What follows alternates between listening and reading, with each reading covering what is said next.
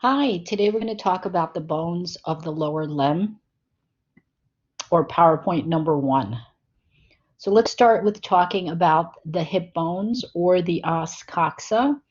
It includes two, a right and a left, and it's formed from the fusion of three separate regions, which up here is called the ilium, anterior is the pubis, and posterior is the ischium.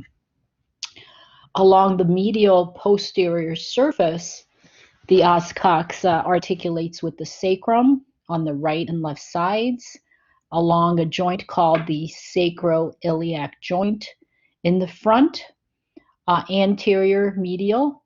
The hip bones connect with a fibrocartilaginous joint called the pubic symphysis.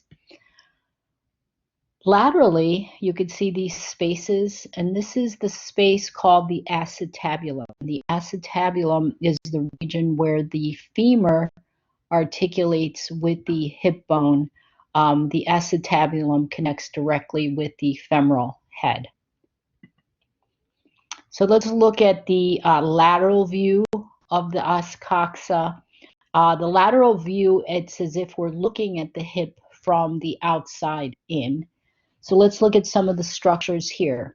So we could see the division of the separate areas. This is called the ilium, which is going to be the largest, and it's superior. Posteriorly is the ischium. The ischium is the region of the os coxa where we sit. And then the anterior part of the hip bone is the pubis. So let's go over in this lateral image what we can see. So the top here is called the iliac crest. If you put your hands on your hips, you can feel that iliac crest. This is the anterior region. You'll know that because it's like the area where the acetabulum is facing. And this is the posterior region. So let's start with the posterior. So these little spines that you see here, the top one is called the posterior, and it's the superior iliac spine. The one below it is the posterior location. It's the inferior iliac spine. In the anterior view, similar names, but it's called the anterior superior iliac spine, anterior inferior iliac spine. You see this notch here, and that's called the greater sciatic notch, and this is where the sciatic nerve crosses and goes through this space. These little gluteal lines you can see through here. So let's move on to the next region, posteriorly. So posteriorly, the bone is called the ischium. There's a little spine here, and that's called the ischial spine. An indentation in the ischium, it's called the lesser sciatic notch. The ischial tuberosity is the part of the hip bone that you sit on. I don't know if you've ever sat like on a hard bleacher and you could feel after a while like the bony region of your hip bone, and that's called the ischial tuberosity. This little space here, posterior is called the ramus ischium. This is like a little ramus. Anteriorly, make sure you know the separations. Anterior is the pubis, posterior is the ischium, and superior is the ilium. So now we're going anterior. You could see the inferior ramus of the pubis, and this up here would be the superior ramus of the pubis. And then the articulating, there's a little tubercle there called the pubic tubercle. Look at the acetabulum here. We know that's where the femoral head articulates at the hip joint. The acetabulum is made up of all three bones. So we wouldn't call the acetabulum any of the three different, but any of these separate regions of the hip bone, but it's a combination of all three. So in this image, you can see the ilium is superior, the ischium is the inferior, posterior, and the pubis is the anterior, inferior portion of that acetabulum. So here we're looking at the medial view of the hip bone. So that's as if we're looking at it from medial to lateral. So there's a few structures that we do not see on the lateral view. So of course, here's the iliac crest. This is the space called the articulating surface, and this is where the sacrum articulates with the ilium. We do have that anterior superior iliac spine. You can see the anterior inferior iliac spine. Posteriorly, we have the posterior superior iliac spine and the posterior inferior iliac spine. See this space here? That's called the iliac fossa. And we talk the muscles, the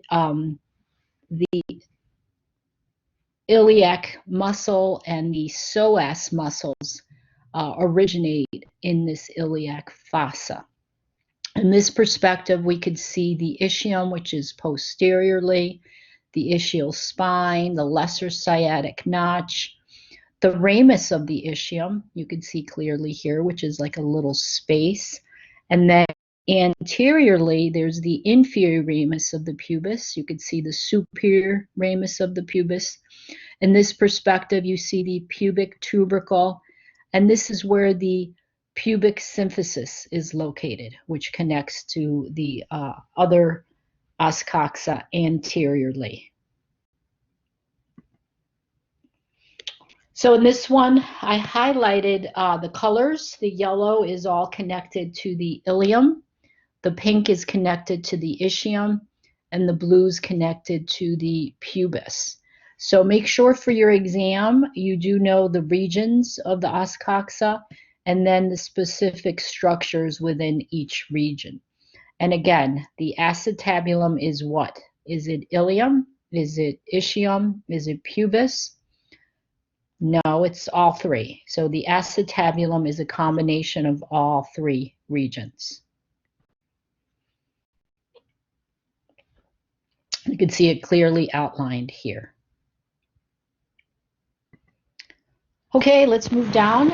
Let's talk about the femur. So the femur is the longest and the heaviest bone in the body. It's going to articulate proximally with the os coxa at the hip joint, or this is located, the acetabulum. The hip joint is a ball and socket joint. It's a very movable joint. Distally, it's going to articulate with the tibia at the knee joint. This again is a hinge joint, synovial hinge joint. The rounded areas of the condyles, you can see here the lateral and medial condyle, they're articulate with the tibia.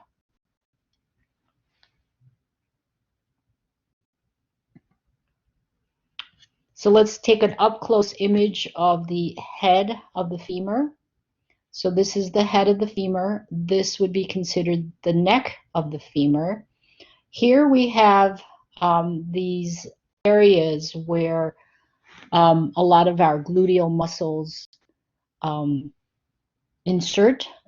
The top one is called the greater trochanter. The bottom one is called the lesser trochanter. This is the posterior view of the femur. So this little space here connecting the two is called an intertrochanteric crest. You can see a little indentation at the head of the femur. This is located, this is called the fovea capitis, and actually has a ligament that goes through this region that connects the head of the femur to the acetabulum of the os coxa.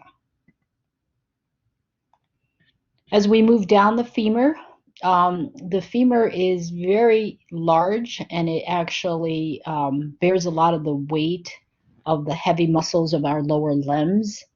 You can see this indentation. This is a posterior view of the femur, and this is called the linea aspera.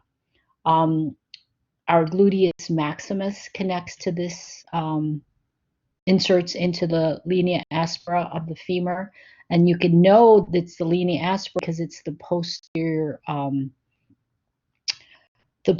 region of the femur, and the linea aspera actually, as you bring this down, actually connects to the the joins to the epicondyles of your femur. So if we're coming down the linea aspera here, this one here would be called the medial epicondyle, and we know it's the medial epicondyle, but because it's on the same side of the head of the femur, so we know this is headed medially, and then on the opposite side, this would be the lateral epicondyle. So let's review our anatomy of the femur. We've got the head, and it has a neck. This is the anterior view. We could see the greater trochanter and lesser trochanter, and the connection in this anterior view is called the intertrochanteric line. The posterior view, the connection between the greater and lesser trochanter is called the intertrochanteric crest. As we follow down the shaft of the femur, distally, superiorly, there's a lateral epicondyle and a medial epicondyle. That means epi on top of the condyle. And then the rounded edge is called the lateral condyle and the medial condyles. In this anterior view, we will be able to identify the medial and medial condyle and medial epicondyle because it's on the same side as the head of the femur. On the opposite side, there's the lateral epicondyle and lateral condyle, and it's on the opposite side. In the posterior view, there's this surface that sticks out, and that's called the linea aspera, which serves as an attachment point for a lot of our hip muscles. And then this is going to bifurcate or separate into the medial epicondyle and the lateral epicondyle. And then you see the condylar, which is rounded edges that connect to the tibia. We talked about the patella in the past. It looks like a little sesame seed or sesamoid bone. It actually lies within the quadriceps femoris tendon. The purpose of this is prevents direct rubbing against the tendon on the bone, so it reduces the friction in a very mobile joint, like as it is our knee joint. We'll talk about a runner's knee. If this patellar tracking is off, it can cause knee pain and an inability to run and maintain your activities. So as we move down here, we've got the two bones, the tibia, which is located medially, and the fibula, which is located laterally. Here's a mnemonic to remember that. Fibula for lateral. So the fibula is lateral in anatomical position. The tibia is medial. The tibia is the weight-bearing bone. The fibula is not the weight-bearing bone. So could you walk with a fibular fracture? Possibly, probably. Could you walk with a tibia fracture? No, you would not be able to walk or stand. At the end of the, so let's just look at this here. So superiorly or proximally, we have the lateral condyle and the medial condyle.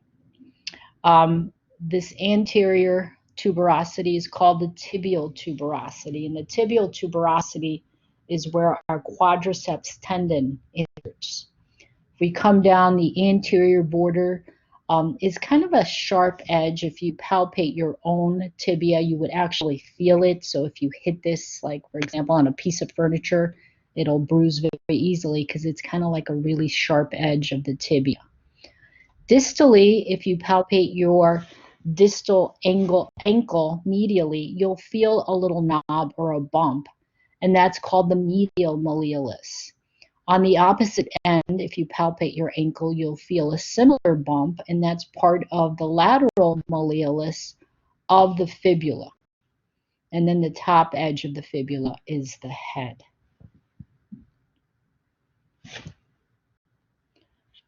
So if you could see this, this is the anterior view. This is the injury type, that's called a Pott's fracture.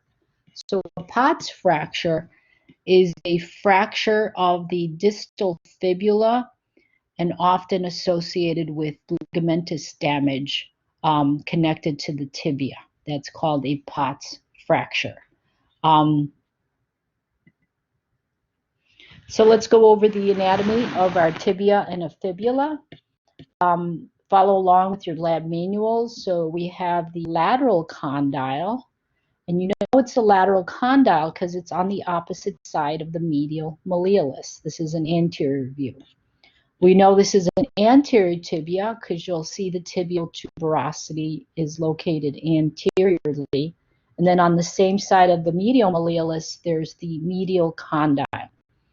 There's a little tooth-like structure here. This is called the intercondylar eminence, where the femoral condyles articulate on this region of the tibia, and they rock back and forth for knee flexion and extension.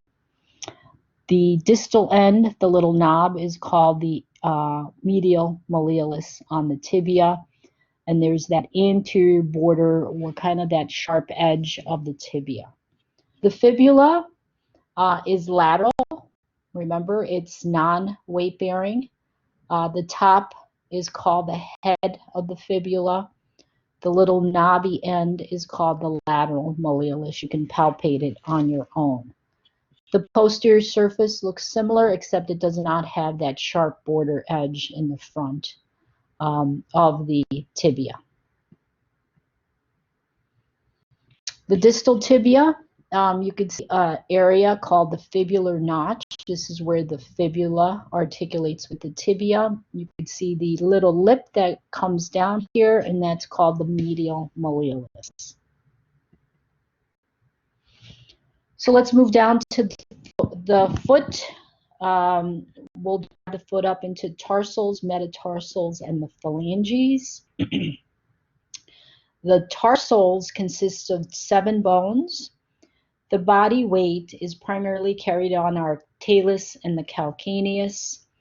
We'll talk about all the tarsal bones. There's 5 metatarsals and 14 phalanges. So let's look at our foot. The area of the foot that articulates with the tibia is called the talus. So the talus articulates with the tibia. The calcaneus sits below it. And then we've got the additional tarsal bones. So the first one would be the talus. Number 2 is the calcaneus. Then we have all these tarsal bones, which includes the navicular medially, the cuboid laterally, and then we have this is the cuneiforms. So the one that's medial is called the medial cuneiform, or number 1, the first. The second one is called the intermediate, or the second, and the one most lateral is called the lateral cuneiform, or the third.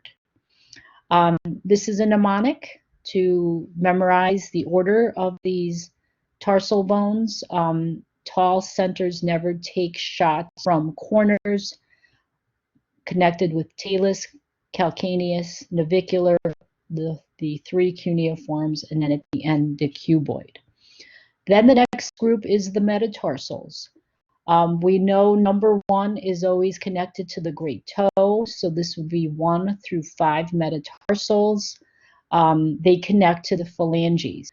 So in the feet, just like our hands, we have the proximal, the middle only in the great toe, where in the rest of the phalanges, there's a proximal, a middle, and a distal phalange.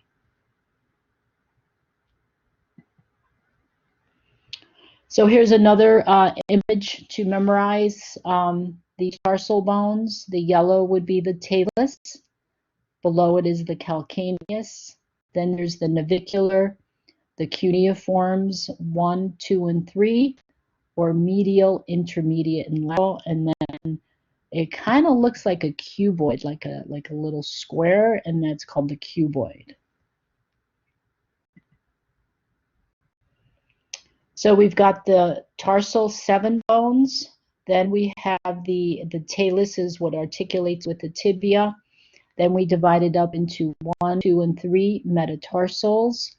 This is called the metatarsal phalangeal joint. Then we've got the phalanges, 1, 2, 3, and 4. The great toe only has a proximal and a distal. The joints in between these are called the interphalangeal joints. We call the great toe the hallux. So you'll see the hallux often when we're naming the muscles. So the great toe is called the hallux. So the calcaneus is the largest bone in the foot, and the calcaneal tendon, or the Achilles tendon, which is connected to the gastrocnemius muscle in the soleus, or connects or inserts into the calcaneus. Sometimes this could tear, especially with any kind of jumping activities. So that Achilles tendon is a very common tendon of injury, and it could rupture. This is often what it would look like. This is it connected, and this is not connected. So an immediate sign of a possible rupture is that you will not be able to plantar flex your foot. So this tendon pulls your foot up this way. This is the plantar region of our foot. So it would, an inability to plantar flex could indicate an Achilles tendon rupture. So let's look at the hip. The hip joint is considered a ball and socket synovial joint, very mobile. We connect, remember we learned ligaments connect bones to bones. This is similar to other joints we study, that often the ligaments are named based on what two bones they connect. So you can see here, this is the pubic region of our os coxa. This is the femur.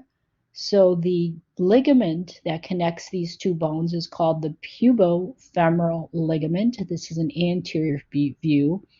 This is the ilium, and this is the femur, so the connection would be the iliofemoral ligament. You can see this view on the cadaver, the iliofemoral ligament and the pubofemoral ligament. This is the obturator membrane through the obturator foramina. Remember, the obturator nerve passes through that. So here's an anterior view. We can see the ligament that connects the ilium to the femur. It's called the iliofemoral ligament. This part is the pubic bone that connects to the femur in the green. It's called the pubofemoral ligament. A posterior image of the hip joint in yellow. The connection of the ischium to the femur is called the ischiofemoral ligament. So let's move on to the knee. Remember, the knee is a hinge joint. It's made up of our femur articulating with the tibia. This is the femoral condyles. So again, in the knee joint, supported by many ligaments, and we're going to focus on a few of these. So let's talk about the laterals. So first of all, we've got to get our bearings. Is this a right knee or a left knee? This would be a right knee. Sorry, I had to look at that in a perspective. This is a right knee. How do we know it's a right knee? Well, first of all, here's the patellar ligament, which connects to the patellar bone. The sesamoid bone is within the patellar ligament. This is the connection of the quadriceps muscle into the tibial tuberosity. So this is anterior. Here's the fibula. So we know the fibula is located laterally, okay? So knowing that, the ligaments that connect the femur to the tibia would be called the tibial or the medial collateral ligament, because this is the medial side, okay?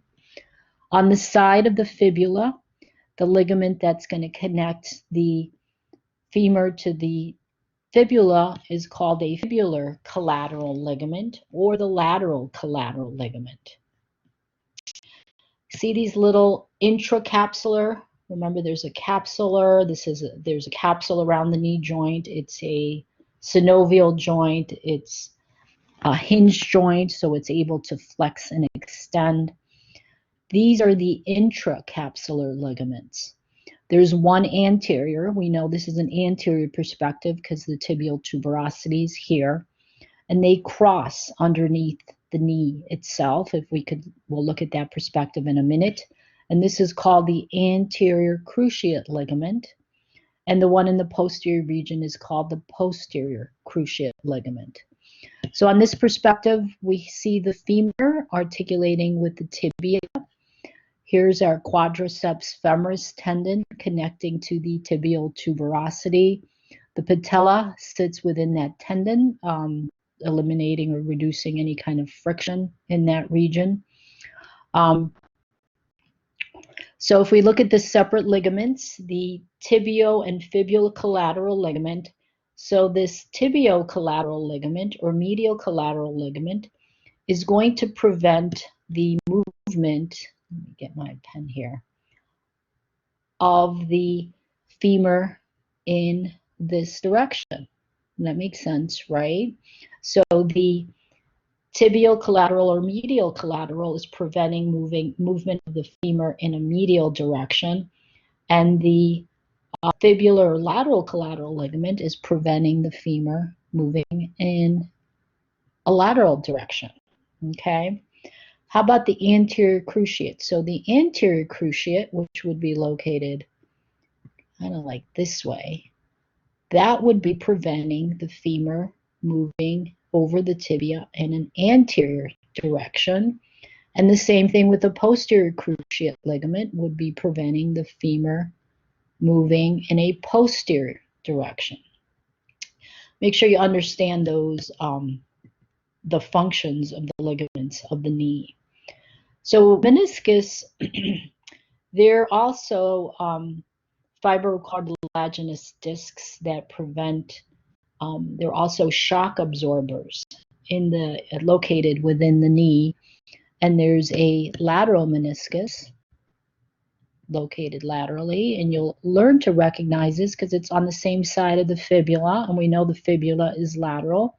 Then there's a medial meniscus located in the medial direction.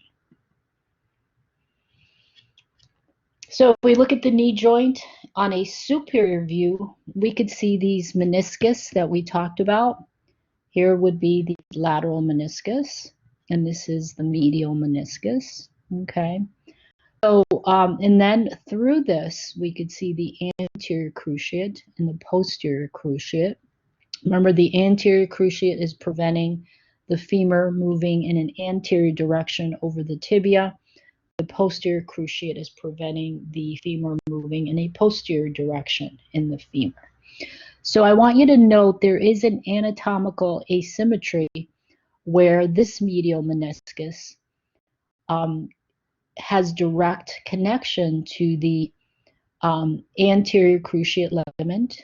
Okay, so the medial meniscus, the anterior cruciate ligament, and the tibial collateral ligament or the medial collateral ligament, they're all connected anatomically, where the lateral meniscus, tibial collateral, and the posterior cruciate, they are not anatomically corrected. So that's going to be important when we study certain injuries associated with this. So again, looking at this model, you could see the anterior cruciate in the front, the posterior cruciate in the back. We know this one is called the fibulocollateral ligament or the lateral collateral ligament. This ligament, we know it's located medially because it's on the opposite side of the fibula. This is called the tibial collateral ligament or the medial collateral ligament, and we could see the meniscus on the same side as the Here, I'll go with this. The lateral meniscus on the same side as the fibula, and the medial meniscus located on the medial surface of the knee. So here's a sagittal section of the knee. We can see a lot of the other structures that allow the knee to be very mobile and protected at the same time. We have a lot of adipose tissue around our knee. Do you see the infrapatellar? Here is the femur. This is the tibia. This is the synovial cavity. You could see the fat around this region, the infrapatellar fat pad below the patella. We've got fat above the patella. Then we've got these little blue regions, and just like the shoulder, we have several bursas around that. Remember, we talked about in the past how bursas are little bags of fluid, and their purpose is to shock absorption and allow the knee to flow smoothly without tendons and bones touching each other. So again, we name these based on the bones.